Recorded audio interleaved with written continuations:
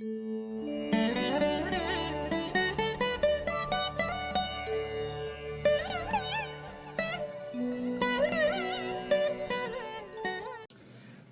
Channel நேயர்கள் அனைவருக்கும் இனிய நல்வாழ்த்துக்கள்.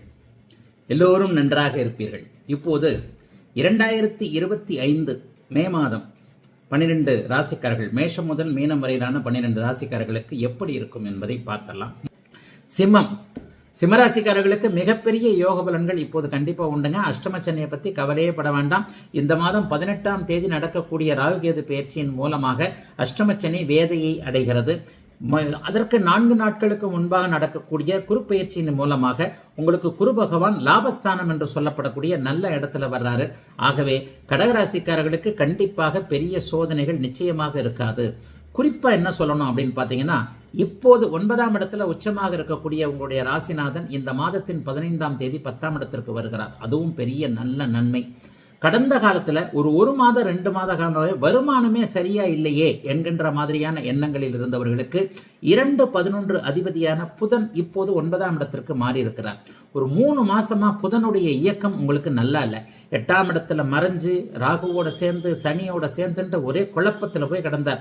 அதனால ஒரு 3 மாத காலமாக பண விஷயத்துல திருப்தி நிறைவுகள் போன்றவைகள் இல்லாமல் இருந்தவர்கள், என்னுடைய பணமே போய் மாட்டிக்கிச்சு, வட்டி கட்ட முடியல, அதை கட்ட முடியல, இது கட்ட முடியல, கொடுத்த இடத்துல திரும்பி வரல, நான் ஒன்று நினைச்சு கொடுத்தேன், அது ஒன்றா போய் மாட்டிக்கிச்சு, இந்த மாதிரி நம்ம ஒரு கால்குலேஷன் போட்டு அந்த கால்குலேஷன் வேற மாதிரி போயிடுச்சு என்கின்ற யோசனை அமைப்புகளில் இருந்த அத்தனை சிம்மராசிக்காரர்களுக்கும் இந்த மாதம் 6ஆம் தேதியிலிருந்து புதன் அப்படியே 9ஆம் இடத்திற்கு மாறுவதால் அதன் மூலமாக 2, 11, 9 போன்ற தொடர்புகள் கிடைப்பதால் பணம் சம்பாதிக்கக்கூடிய நல்ல மாசங்க இந்த மாசம்.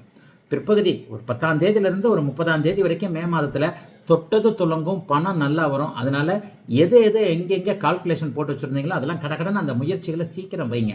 பணம் வருதுன்றதுக்காக நம்ம வீட்டுக்குள்ள போய் உட்காந்துக்கிட்டு இருக்க முடியாது இல்லையா? அப்ப நீங்க எந்த அளவிற்கு பண விவகாரங்களில் முயற்சிகளை செய்கிறீர்களோ அந்த அளவிற்கு கண்டிப்பாக இப்போது கிடைக்கும்.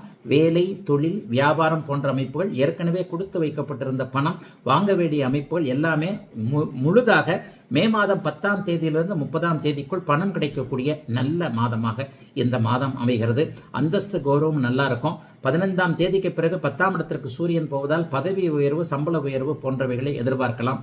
தலைமை பதவி சில பேருக்கு கிடைக்கும். ப்ரொமோஷன் தானே அது, தலைமை பதவி கிடைக்கும். புதிய தலைமை வேலைகள் கிடைக்கக்கூடிய அமைப்பு, வேலைக்காரர்கள் எளிதாக கிடைக்கக்கூடிய அமைப்பு, நீங்க சொல்லி அந்த வேலை கரெக்டா நடக்கக்கூடிய நிலைமை என அனைத்து தரப்பு சிம்மராசிக்காரர்களுக்கும், குறிப்பாக அரசியல் சார்ந்தோருக்கு மிகப்பெரிய பதவிகள் கிடைக்கக்கூடிய யோக பலன்கள் அதிகம் நடக்கக்கூடிய நல்ல மாதமாக அமைந்திருக்கிறது. சிம்மராசிக்காரர்கள் எல்லோருக்கும் இந்த மே மாதம் கன்னிராசிக்காரர்களுக்கு நல்ல மாற்றங்கள் இருக்கக்கூடிய தன்மைகள் இந்த மாதத்திலிருந்து உண்டுங்க. ஒரு 3-4 மாசமாவே, சில வாரங்களாகவே உங்களுடைய ராசிநாதன் புதன் 7ஆம் இடத்துல நீச்சனாகி பாபத்துவமாக சனிராகுவோடு சேர்ந்திருந்தார் இல்லையா? ஒரு செயலற்ற தன்மைகள் கன்னிராசிக்காரர்களுக்கு இருந்தது. எல்லாம் நல்லபடியா நடக்கிற மாதிரி இருக்கு, ஆனா ரிசல்ட் இல்லையே. இந்த வடிவேலு ஜோக்குல சொல்ற மாதிரி பில்டிங் ஸ்ட்ராங் பேஸ்மெண்ட் வீக்னுவாங்கல்ல, அந்த மாதிரி தான் நிறைய கன்னிராசிக்காரர்கள் இருந்தீர்கள். அந்த அமைப்புகள் எல்லாம் இந்த மாதம் 6ஆம் தேதியிலிருந்து ராசிநாதன் 8ஆம் இடத்திற்கு மாறினாலும் அவர் நீச்சத்தன்மையிலிருந்து வெளியே போவதால் நல் மாற்றங்கள் இருக்கக்கூடிய தன்மைகள் இப்போது கண்டிப்பா இருக்குதுங்க. பெரிய நல்லவைகளை இனிமேல கன்னிராசிக்காரர்கள் எதிர்பார்க்கலாம். இந்த மாதத்துல 2 பயிற்சி உங்களுக்கு சாதகமா தான் இருக்கு. இப்போது 9ஆம் இடத்தில் இருக்கக்கூடிய குரு 10ஆம் இடத்திற்கு மாறினாலும் 10ல் குரு பெரிய சோதனைகளை கண்டிப்பா கொடுக்க போறது இல்ல. 10ல குரு பதவியை பறிப்பார் அப்படின்ற இதெல்லாம் கன்னிராசிக்காரர்கள் நினைக்க வேண்டாம். அப்படியே பதவியை பறித்தாலும் சிறிய பதவியை பறித்து கொண்டு அதை விட பெரிய பதவியை கொடுப்பார். சூப்பர்வைசரா இருக்கிறவரை மேனேஜர் ஆக்குவார், மேனேஜரா இருக்கிறவரை எம்டி ஆக்குவார், எம்டியா இருக்கிறவரை சேர்மன் ஆக்குவார். இப்படித்தான் சொல்ல முடியும். அதனால 10ல குரு பதவியை பறிப்பார் என்ற பொதுவான அமைப்புகளை எந்த கன்னிராசிக்காரன் நம்ப வேண்டாம். அதை விட மேலாக மே மாதம் 18ஆம் தேதி நடக்கக்கூடிய ராகு கேது பயிற்சி 6-12ஆம் இடங்கள்ல வருகிறது. அற்புதமான பயிற்சி அது. சனி 7ஆம் இடத்திற்கு போய்விட்டாரே என்று நினைத்தாலும் 40 நாட்கள்ல ராகு 6ஆம் இடத்திற்கு வந்து விட்டார். அது ஒரு மிகப்பெரிய நல்ல முன்னேற்றம். என்ன நடக்கும்? எதிர்ப்புகளை அடக்கி ஆளலாம். எதிரிகள் அவங்க தான் ஒரு மாதிரியான நிலைமைகளை ஒரு கீழே இறங்கி போகக்கூடிய சூழல், உங்ககிட்ட அடிபணிஞ்சு வரக்கூடிய சூழல்கள் இருக்கும். உங்களுக்கு பெருசா தொந்தரவுகள்லாம் இருக்காது. நினைத்ததை சாதிக்க முடியும். தொழில் அமைப்புகள் நன்றாக இருக்கும். வேலையில் கொஞ்சம் நிம்மதி இருக்கும். வேலை போனால் கூட கவலைப்படாதீங்க, வேலை மாற்றம் நன்றாகவே இருக்கும். வெளிநாடு வெளிமாநிலம் போன்ற இடங்களில் இருக்கிறவங்களுக்கு, தூர இடங்களில் இருக்கிறவங்களுக்கு சொந்த ஊர் பற்றிய எண்ணங்கள் நிறைய இருக்கும். சிலருக்கு தமிழ்நாட்டிற்கு திரும்பி வந்து விடலாம், சொந்த ஊருக்கு திரும்பி வந்து விடலாம் என்கின்ற ஆர்வங்கள் ஏற்படக்கூடிய அமைப்புகள் உண்டு. இன்னும் சிலருக்கு பார்த்தீங்கன்னா இந்த மாதத்திலிருந்து வீடு வாகனம் சம்பந்தப்பட்ட விஷயங்கள கொஞ்சம் ஆசை வரும். 10ல் இருக்கிற குரு 4ஆம் இடத்திற்கு வருகிறார் இல்லையா, வாடகை வீட்டில் இருக்கிறவங்க ஒத்திக்கு போகிறது, ஒத்திக்கு இருக்கிறவங்க வீட்டை விலைக்கு வாங்குறது என்பது மாதிரியான முயற்சிகளில் இறங்க ஆரம்பிப்பீங்க. ஒட்டுமொத்தத்தில் பார்த்தா பெரிய அளவில் சோதனைகள் எதுவும் இல்லாமல் ஒரு இயல்பான நல்ல மாதமாகத்தாங்க அனைத்து கன்னிராசிக்காரர்களுக்கும் வயதிற்கு ஏற்றாற் போல அமைந்திருக்கிறது. எல்லோருக்கும் இந்த மே மாதம். துலாம் ராசிக்காரர்களுக்கு மிகப்பெரிய நன்மைகள் இப்போது இருக்கு. 9-12 கூடிய புதன் மே மாதம் 6ஆம் தேதியிலிருந்து 7ஆம் இடத்திற்கு மாதிரி உங்களுடைய ராசியை பார்க்க போகிறார். அதே மாதிரி இப்போது லாபாதிபதி என்று சொல்லப்படக்கூடிய 11ஆம் அதிபதியான சூரியன் 7ஆம் இடத்துல உச்சனாகி உங்களுடைய ராசியை பார்த்து கொண்டிருக்கிறார். 6-8 கூடியவர்களுடைய பரிவர்த்தனை இந்த மாதத்திலிருந்து விலகி 9ஆம் இடத்திற்கு குரு போய் அப்படியே உங்களுடைய இதையும் பார்க்க போறார், ராசியையும் பார்க்க போறார். அடுத்தடுத்து எதுக்காக இதை சொல்றேன்னா, அடுத்தடுத்து நடக்கக்கூடிய அத்தனை மாற்றங்களும் மெதுவாக உங்களை சுற்றி இருந்த ஒரு வலை அப்படியே விலகிறது மாதிரி உங்களை இயல்பா செயல்பட வைக்கிறதுக்கான அத்தனை கிரக பயிற்சிகளும் மிகப்பெரிய அளவில் நன்மையாக இருக்கின்றன. ராசிநாதன் உச்சமாக இருப்பது, ராசியை பாக்கியாதிபதி பார்ப்பது, 9-11 கூடியவர்கள் சேர்ந்து 7ஆம் இடத்தில் இருப்பது, அடுத்து மே மாதம் 14ஆம் தேதி நடக்கக்கூடிய குருப்பெயர்ச்சியின் மூலமாக ராசி புனிதத்தை அடைய போவது என சூப்பர் அமைப்புகள் இப்போது துளாராசிக்காரர்களுக்கு வந்துகிட்டு இருக்கு. 2025 பிறந்ததுலேருந்தே லேசா அப்படியே கொஞ்சம் அப்படியே லேசா தான் விலகும். உண்மையில நான் அடிக்கடி சொல்லுவேன், கெடுதல் உடனே நடக்கும், நல்லது மெதுவாக தான் நடக்கும்.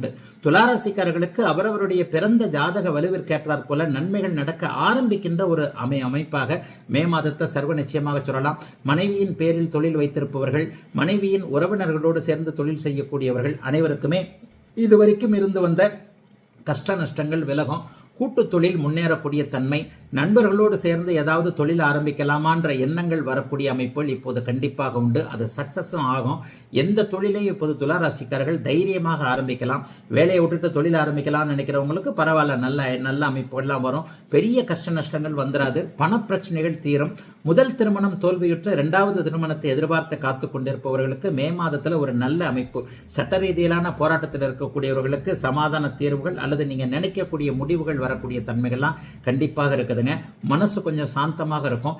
50 வயதுக்கு மேற்பட்டவர்கள் எல்லோருக்குமே அவரவருடைய வயதிற்கேற்றாற் போல கடன் நோய் தீர்ப்புகள், வம்பு வழக்குகள் தீரக்கூடிய அமைப்பு, சாதகமாக முடியக்கூடிய தன்மை.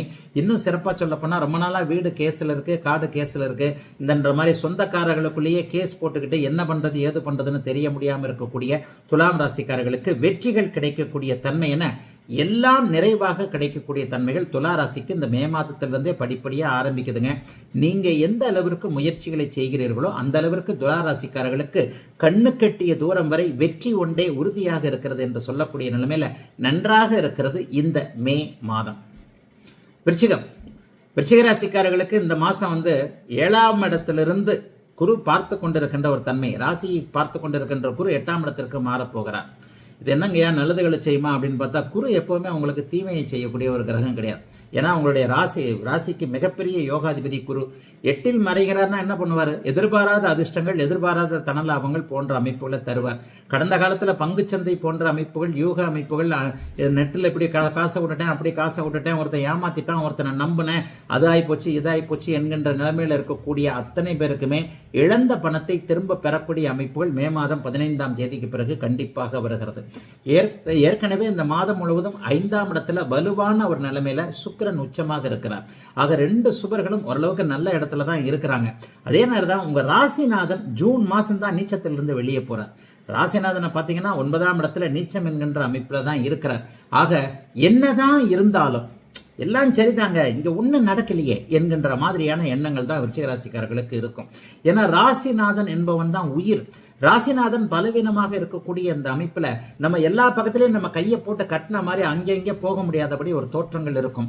ஆயினும் முயற்சிகள் பலிக்கக்கூடிய நல்ல மாதமாகவே இந்த மாதம் சர்வ நிச்சயமாக அமைஞ்சிருக்குங்க. பெரிய சோதனைகள்லாம் அந்த அளவுக்கு எதுவுமே இருக்காது. ராகு கேதுக்களுடைய இயக்கம் கூட 10ஆம் இடத்திற்கும் 4ஆம் இடத்திற்கும் வந்தாலும் கூட அவர்களுடைய அந்த மே மாதம் 18ஆம் தேதிக்கு பிறகு நடக்க இருக்கின்ற அமைப்பு பெரிய கெடுதல்களை செய்யாது. அதாவது சாதகமான இடத்திற்கு அவர்கள் ராகு கேதுக்கள் வரவில்லை என்றாலும் கூட சோதனைகளை தரக்கூடிய அமைப்பிற்கு வரல. ஆகவே எல்லாம் படிப்படியாக முன்னேற்றத்தை தரக்கூடிய அமைப்புகள் உண்டு. இந்த மாதத்துல என்ன, வெளிநாடு போகணும், வெளிமாநிலம் போகணும், தூர இடங்களில் போய் செட்டில் ஆகணும், அங்கே போகணும் இங்கே போகணுன்ற மாதிரியான எண்ணங்கள் இருக்கக்கூடியவர்களுக்கு அதற்கான பலிதங்கள் ஏற்படும். ஏற்கனவே வெளிநாடு, வடக்கு மாநிலங்கள் இருக்கக்கூடியவர்கள், மேற்கு திசையில் இருக்கக்கூடியவர்கள் எல்லாருக்குமே இருக்கின்ற இடங்களில் செட்டில் ஆகக்கூடிய சில அமைப்புகள் நடக்கும். இனிமே திரும்பியெல்லாம் இந்தியாவுக்கு போக முடியாது, தமிழ்நாட்டுக்கு போக முடியாது, இங்கேயே நம்ம வேலையை பார்க்க வேண்டியதுதான், இன்னும் சில வருஷங்களுக்கு நம்ம இங்கே தான் இருக்கணுன்ற மாதிரியான எண்ணங்களை 8ஆம் இடத்தில் இருக்கக்கூடிய குரு 12ஆம் இடத்தை பார்க்கின்ற காரணத்தினால கண்டிப்பாக செய்வார். அதிகம் செலவுகள் வரும். செலவுகள் வந்தாலும் கூட 2ஆம் இடத்தை குரு பகவான் பார்க்க போகிறார். செலவு பண்ணா கடன் வாங்கிலாம் செலவு பண்ணிட்டு இருக்க முடியாது. எவ்வளவு நாள் தான் கடன் வாங்கி செலவு பண்றது? வருமானமும் வரும், ஆனால் அதற்கேற்ற செலவுகளும் இருக்கக்கூடிய தன்மைகள் கண்டிப்பாக உண்டு. ஆகவே ஒரு நிலையில எல்லா அமைப்புகள்லையும் கொஞ்சம் பார்த்து நிதானமாக கவனமாகவும் இருக்கணும்னு சொல்லுவேன். ஏன்னா 8ஆம் இடத்து குரு சில நேரங்களில் ஒரு அபரிதமான ஒரு இந்த அமைப்பையும் கொடுப்பார். எந்த அமைப்பு கொடுப்பார்? அதாவது செலவு அமைப்புகளையும் ஏராளமாக கொடுக்கக்கூடிய தன்மைகள் உண்டு. அதை தவிர்த்து வேற எந்த பெரிய சோதனைகள் எதுவும் இல்லாத நல்ல வாரமாகவே அமைந்திருக்கிறது இந்த மே மாதம் எல்லா விருச்சிக ராசிக்காரர்களுக்கும்.